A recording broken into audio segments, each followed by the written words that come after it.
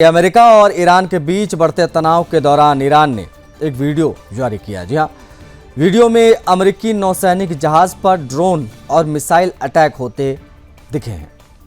ये वीडियो चेतावनी के तौर पर जारी किए गए हैं। दोनों देश परमाणु समझौते पर बात भी कर रहे हैं। वीडियो की वजह से दोनों देश की रिश्तों के बीच एक अलग रुख भी देखने को मिल सकता है। दोनों देशों के तनाव के बीच जारी किए गए वीडियो ने माहौल काफ़ी गर्मा दिया है।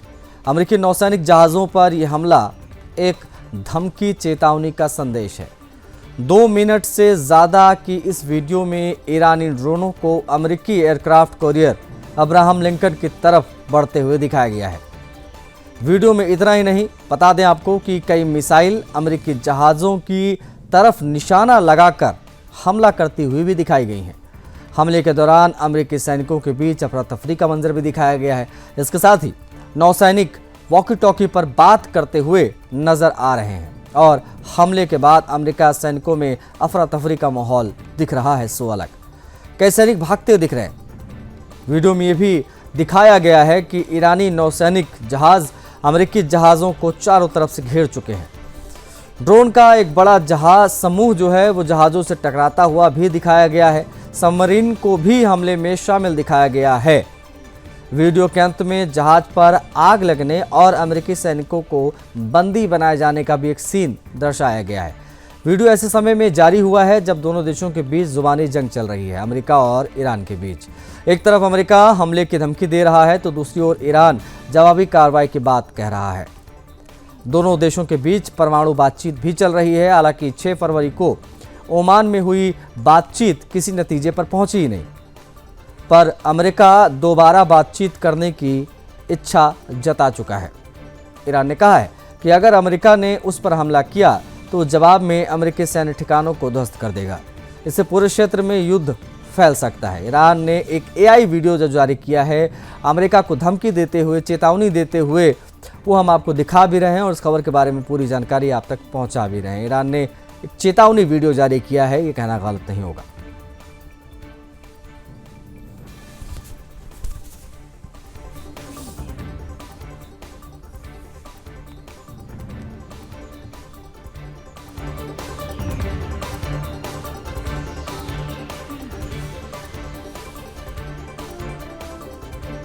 भारत पाकिस्तान के रिश्ते एक बार फिर से सुर्खियां बटोर रहे हैं। एक बार फिर से पाकिस्तान के नेताओं ने भारत को धमकी दी है।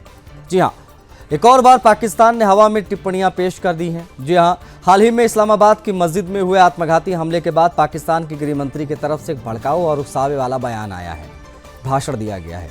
एक प्रेस कॉन्फ्रेंस के जरिए ये तमाम चीज़ें सामने आई हैं। पाकिस्तान की राजधानी की मस्जिद में आतंकी हमले के बाद न सिर्फ सुरक्षा पर सवाल उठे बल्कि गृह मंत्री मोहसिन नकवी के बयान ने भी एक नई और अलग बहस को जन्म दे दिया है। जब प्रेस कॉन्फ्रेंस के दौरान एक पत्रकार ने सवाल किया कि क्या पाकिस्तान भारत के खिलाफ किसी और तरीके से जवाब देगा, तो उन्होंने सीधे आरोपों से इनकार करते हुए कहा कि पाकिस्तान ने कभी आतंकवाद का समर्थन नहीं किया। उन्होंने ये भी दावा किया है कि पाकिस्तान अपने तरफ से उचित तरीके से जवाब भी देता रहेगा और मई 2025 में इसका उदाहरण भी देखने को मिल चुका है। भारत को धमकी देते हुए एक प्रेस कॉन्फ्रेंस में कहा कि उनको जवाब मिल जाएगा। आपको बता दें कि इस्लामाबाद के टालाई कला इलाके में एक शिया की खदीजा तुल कुबरा नामक मस्जिद है। बीते शुक्रवार को नमाज के दौरान यहां आत्मघाती हमला हुआ। धमाका इतना जोरदार था कि मौके पर 31 लोगों की मौके पर ही मौत हो गई और कई बाद में मरे। पाकिस्तान के रक्षा मंत्री ख्वाजा आसिफ ने भी बताया कि मस्जिद के गार्ड्स ने संदिग्ध हमलावरों को रोकने की कोशिश की थी। हमलावरों ने उन पर गोलियां चलाईं और फिर नमाजियों के बीच जाकर खुद को उड़ा लिया।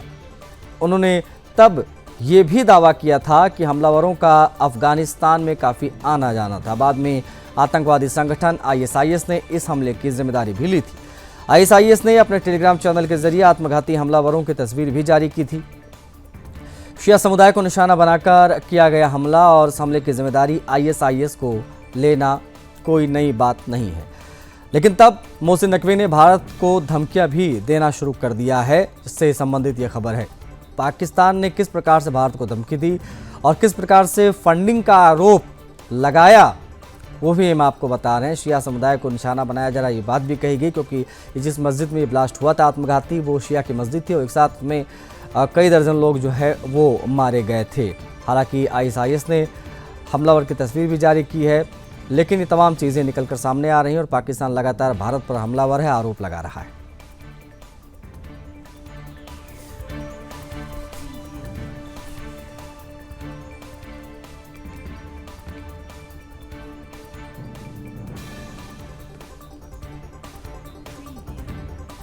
बात करेंगे जापान की, जहां रविवार को ही आम चुनाव संपन्न हुए। चुनाव में प्रधानमंत्री साने ताकाइची की लिबरल डेमोक्रेटिक पार्टी यानी एलडीपी ने बड़ी जीत हासिल कर ली है। आपको बता दें कि साने ताकाइची ने हाल ही में ये बयान भी दिया था कि अगर उनका गठबंधन बहुमत से नहीं जीता तो वो इस्तीफा दे देंगी, लेकिन एलडीपी के गठबंधन को 465 में से 352 सीटें मिल गई बहुमत। एलडीपी अकेले 316 सीटें जीतने में कामयाब रही, जो बहुमत के लिए ज़रूरी 233 से भी काफ़ी ज़्यादा है। ये जीत पार्टी की अब तक की सबसे बड़ी जीत है। इससे पहले 1986 में यानी 1986 में पार्टी ने 300 सीटें जीती थी। चुनाव जीतने के बाद ताकाइची ने कहा कि वह जापान को मजबूत और समृद्ध बनाने पर काम करेंगे। उन्होंने कहा कि ज़रूरत पड़ने पर विपक्ष के साथ मिलकर भी काम करेंगे। हालांकि भारी मतों के साथ जो जीत उन्होंने हासिल की है, इसके बाद ऊपरी सदन में विपक्ष के नियंत्रण के बावजूद पीएम ताकाइची को कानून पास करने की ताकत मिल गई है। ताकाइची की जीत न केवल जापान के लिए उत्सव का अवसर है, बल्कि विश्व भर के लिए खुशी का समय। उनकी जीत पर प्रधानमंत्री मोदी ने भी उनको बधाई दी। सोशल मीडिया प्लेटफॉर्म एक्स पर पोस्ट किया। पोस्ट में लिखा कि हाउस ऑफ रिप्रेजेंटेटिव के चुनाव में ऐतिहासिक जीत के लिए साने ताकाइची को हार्दिक बधाई। हमारी विशेष रणनीतिक और वैश्विक साझेदारी विश्व की शांति, स्थिरता और सफलता को बढ़ावा देने में महत्वपूर्ण भूमिका निभाती है। मुझे विश्वास है कि आपके कुशल नेतृत्व में हम भारत जापान की मित्रता को नई ऊंचाइयों पर ले जाएंगे। खबरों के मुताबिक अमेरिकी राष्ट्रपति ट्रंप ने भी साने ताकाइची को बधाई दी है। कहा है कि ताकाइची अपने मजबूत और कंजर्वेटिव एजेंडे में सफल हों। बताते चलें कि ट्रंप ने चुनाव से पहले भी ताकाइची को अपना समर्थन दिया था। 5 फरवरी को अपना समर्थन देते हुए ट्रंप ने उन्हें एक मजबूत, शक्तिशाली और बुद्धिमान नेता कहकर संबोधित किया था। उन्होंने ये भी कहा था कि ताकाइची अपने देश से बेहद प्रेम करती हैं और जापान के लोगों को अपने मत पर शक करने का अवसर नहीं देंगी। ट्रंप ने यह भी बताया कि वो ताकाइची से 19 मार्च 2026 को व्हाइट हाउस में मुलाकात भी करेंगे। इतिहास में यह भी पहली बार हुआ है कि किसी अमेरिकी राष्ट्रपति ने जापान के किसी नेता की इतनी खुलकर प्रशंसा की हो। आपको बताते चलें कि ताकाइची ने अपने पिछले राज्य में चीन के खिलाफ अपना रुख काफ़ी मजबूत रखा था। इसी रुख के चलते उन्होंने सैन्य खर्च पर भी बढ़ोतरी करते हुए आर्थिक पैकेज और टैक्स कटौती की घोषणा की थी। चुनावी वादों में उन्होंने महंगाई में राहत के लिए खाद्य पदार्थों पर भी 8% सेल्स टैक्स को 2 साल के लिए वादा भी किया था। रविवार को मतदान के दौरान कई इलाकों में बर्फीले तूफान जैसे हालात थे। परिवहन मंत्रालय के अनुसार दर्जनों ट्रेन सेवाएं रोकी गईं और 230 घरेलू उड़ानें रद्द करनी पड़ी थी। मौसमी हालातों की वजह से कई मतदान केंद्र समय से पहले बंद करने पड़े थे। इसके बावजूद लोग बर्फ और ठंड में मतदान करने पहुंचे थे। मतदान खत्म होने के 4 घंटे पहले तक टर्नआउट 21.6% रहा, जो 2024 के मुताबिक 2.65% कम आंका गया। पिछले कुछ चुनाव में लोअर हाउस का टर्न आउट करीब 55% के आसपास रहा, जो भी पूरा टर्नआउट आया। आपको बता दें कि अगर इस बार मतदान और घटता तो संगठित वोट ब्लॉक्स का असर और बढ़ सकता था। वोटिंग 289 सिंगल सीटों पर सीधे मुकाबले के लिए थी, जबकि बाकी सीटें प्रोपोर्शनल रिप्रेजेंटेटिव्स से तय होती हैं। यहाँ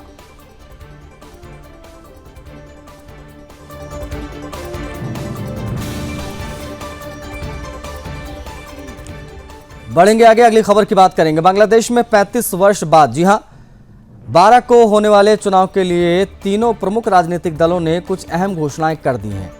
घोषणाएं खासकर देश के अंदरूनी स्थिति को सुधारने के लिए तीनों दलों ने अपने शासन, अर्थव्यवस्था, न्याय और बुनियादी ढांचे को लेकर भी कई बड़े वादे किए हैं।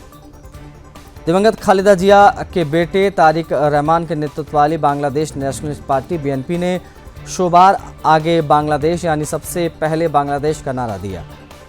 इसके तहत पार्टी ने सामाजिक सुरक्षा और आधुनिक बुनियादी ढांचे पर ध्यान केंद्रित किया है। महिलाओं के नाम पर फैमिली कार्ड जारी करने की बात भी घोषणा पत्र में कही गई है। यहाँ तक कि उन्हें स्नातकोत्तर यानी ग्रेजुएशन तक का मुफ्त शिक्षा का वादा किया गया है। बीएनपी ने राष्ट्र के मुख्य शहरों को हाई स्पीड रेल नेटवर्क से जोड़ने का दावा भी किया है, वादा किया है। बांग्लादेश को म्यांमार और चीन रेल लिंक के साथ जोड़ने का प्रस्ताव भी घोषणा पत्र में दिखा है। छात्र, विकलांगों और 60 वर्ष से अधिक आयु के नागरिकों को रेल सेवाओं में विशेष रियायत का भी ऐलान किया गया है।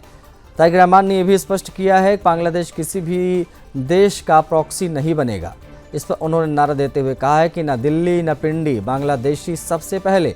बीएनपी ने अल्पसंख्यकों के लिए कहा है कि धर्म व्यक्तिगत है, राज्य सब के लिए है। वहीं दूसरी ओर बांग्लादेश की दूसरी पार्टी यानी जमाते इस्लामी एक सुरक्षित और मानवीय बांग्लादेश के नारे के साथ 88 पन्नों का घोषणा पत्र लेकर आई है। 2040 तक बांग्लादेश को $2 ट्रिलियन की अर्थव्यवस्था बनाने, $10,000 प्रति व्यक्ति का बड़ा वादा जमाते इस्लामी ने कर दिया है। बांग्लादेश की वैश्विक अर्थव्यवस्था 35 से 20 पर लाने का बड़ा ऐलान भी जमाते इस्लामी ने अपने नाम किया है। इसी के साथ ही कैबिनेट ने महिलाओं को शामिल करने का भी संकल्प लिया है। जमात ए इस्लामी ने भी हाई स्पीड ट्रेन चलाने का वादा किया है। अपनी पार्टी के पुराने रीति रिवाज छोड़कर मुस्लिम बहुल देशों के साथ संबंधों को प्राथमिकता देने की बात भी कही है। जमाते इस्लामी घोषणा पत्र में धार्मिक अल्पसंख्यक, खासकर हिंदुओं की सुरक्षा के लिए कोई ठोस सुरक्षा ढांचा या कानूनी तंत्र का जिक्र नहीं किया। बांग्लादेश की तीसरी चुनावी पार्टी यानी नेशनल सिटीजन पार्टी, जैसे जातीय नागरिक पार्टी के नाम पर भी जाना जाता है, इसका गठन ज़्यादा पूरा नहीं बल्कि फरवरी 2025 में ही हुआ है। ये मुख्य रूप से छात्र नेतृत्व वाली पार्टी है। पार्टी ने जमात इस्लामी के नेतृत्व वाले इस्लामी गठबंधन के साथ रहने का ऐलान किया है। पार्टी के घोषणा पत्र में 36 बिंदु शामिल हैं। घोषणा पत्र में मतदान आयु घटाकर 16 करने की भी बात की गई है। 5 वर्षों में 1 करोड़ नौकरियां और न्यूनतम मजदूरी आय 100% प्रति घंटा करने का भी लक्ष्य पार्टी ने रखा है। एनसीपी के पास में युवाओं का बड़ा समर्थन बताया जाता है। अल्पसंख्यकों के लिए एक विशेष जांच सेल बनाने का भी वादा एनसीपी ने किया है। देखना होगा कि बांग्लादेश के चुनाव अब दक्षिण एशिया की राजनीति पर किस तरह से असर डाल पाती हैं। 35 साल बाद बांग्लादेश में चुनाव से संबंधित ये तमाम अपडेट्स।